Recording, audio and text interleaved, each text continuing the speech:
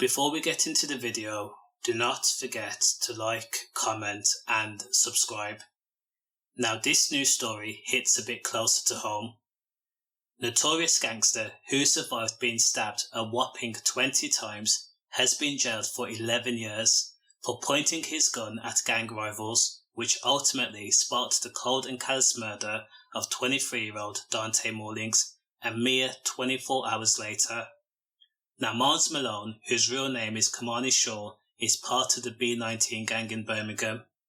Now for some reason, gang members have this presence about them of being untouchable, so it does not come as a surprise that on the day he was stabbed, he made the decision to ride his bike right into the heart of gang territory, B16 in Whitmore Street, Hockley, armed with his gun. Now the only problem is, when 22-year-old Marnz Malone bumped into his Opps, he failed to use his own weapon, which means he carried a gun in order to incite fear rather than become a murderer. That means there's still hope for him and he can rehabilitate himself. Now because he did not pull the trigger, his rivals were able to turn the tables. They chased Marnz Malone and cornered him at the Hockley underpass armed with knives. They stabbed Marnz Malone a whopping 20 times. Now once is bad enough.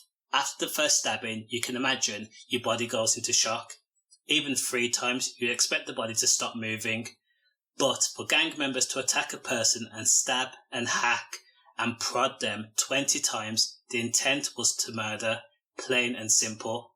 Marnz Malone was left for dead in a pool of his own blood. Now thankfully, he was transported to Birmingham's Queen Elizabeth Hospital, where he was put into the intensive care unit. Now once his friends and fellow B19 gang members found out what happened, they went to see him, and that's when they began to plot a sophisticated revenge.